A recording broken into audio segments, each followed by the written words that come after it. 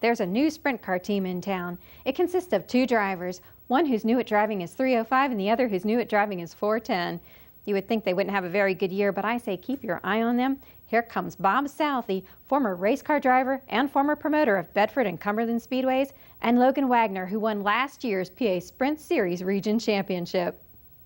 Well, I have a small airplane, and I was taking pilot lessons, and Logan was my pilot. And we had a couple long trips down to Savannah, and we got to talk about racing and his career and my career present. And we ended up talking, and he come on as a sponsor, and we maintained that sponsorship all year last year. We just got along really well together. He has a lot on the ball. He's an excellent pilot, and I started watching him, with his race car, and just saw a lot of potential in him. And then this past winter, he come on board, and he said he wanted to help me out with the car, and so he did. And it was originally going to start out at my shop and work out of my shop, and with the car he bought me, and I was going to do my own deal for about 10 races. And one thing led to another, and he ended up committing to a whole team. And he wanted to run 305s, and I wanted to run 410s, so we got 2 410s, and he got 1 305s. Logan's plan to work out of his shop changed when Bob Salathe went from sponsor to owner and reopened his own shop.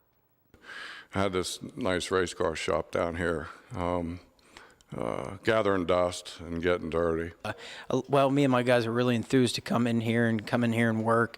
And when we got here, I was blown away by the shop, the way everything was, the neatness of the shop, and the quality of everything in the shop, the tools, the working environment.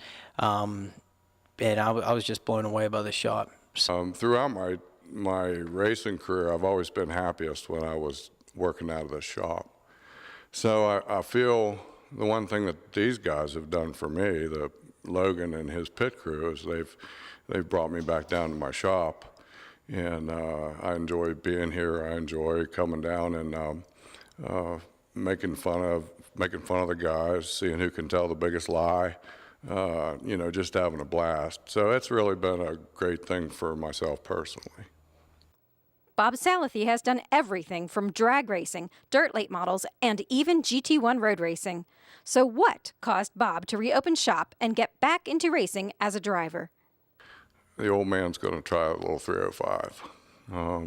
At Bedford, at our local speedway, they're going to run them here 7 times this year. So it's only 2.5 miles away, so I thought maybe Logan could help teach me how to run a little 305. While Logan is teaching Bob, he will also be learning as he makes his transition from the 305 to the 410. He's ran 305 sprint cars for probably 5 or 6 years. And he's done very well with the 305s. Last year, he won 12 features in the 305s, and he was the East Coast's leading sprint car winner. So moving up to 410 is a different challenge, a lot more horsepower, a lot more speed, but he just has a natural ability. There's a lot of differences. I could talk for hours about how many differences there are, but mostly all the differences are going down the straightaways, trying to maintain a car where before I could just wide open the whole way around, to where I'm sort of pedaling the car now, trying to find traction, trying to find grip through the straightaways and through the corners. With the 305s have about 450 horsepower, and the 410s are up close to 900. So he can spin the tires, wherever he wants to. But his learning curve, it's just like him flying that airplane. His learning curve is going to be short. He's real well. Plus, most of the guys that are here working on the car are guys that he's worked with for years, and they're used to him. They're all used to each other, and they're all fantastic. I mean, they all do just a great job. My crew, I've been with them for 6 years now, and actually my crew up until Alan, my crew chief. He worked with my dad for 20 years, full and running with the All-Star Circuit of Champions. And I come to him and I said, you know, we need a stout crew, and he was willing to come on board and really help us out. So he really made our crew, and he's really helped us out to what we are today. Logan won't be running for points this year. Bob has a different plan. I think that if he continues to do well, I want to get him out to different tracks so that he can experience, racing with what I call the big boys and bigger pan races, such as the All-Stars and the World of Outlaws.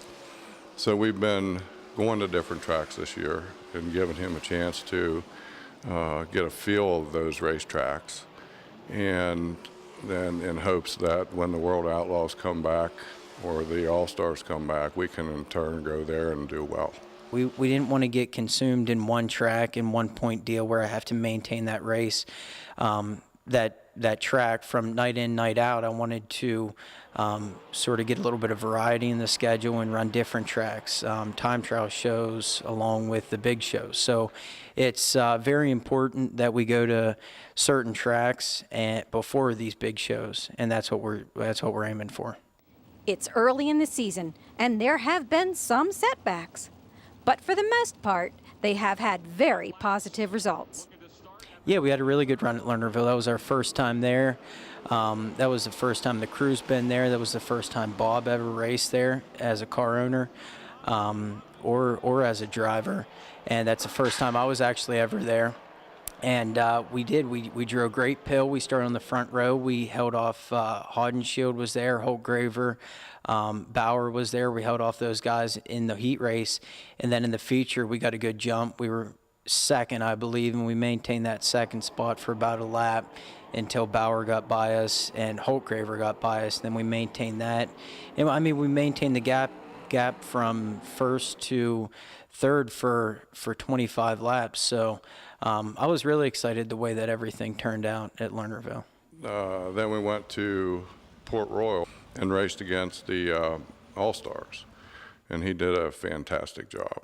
He, I think he surprised himself, but he qualified in mid-pack. There were 36 cars there, and won his heat race, beating top-name guys. And then they have this an invert in the All-Stars. They inverted him to start 17th in the feature, and he finished 10th. So that's in the top 10 with, super quality race cars. So he's doing very well. Yeah, I'm proud of him. So it's not only the cars, he's got first-class equipment, he's got the talent, plus we have a fantastic crew. So I haven't been this excited about racing in a long time.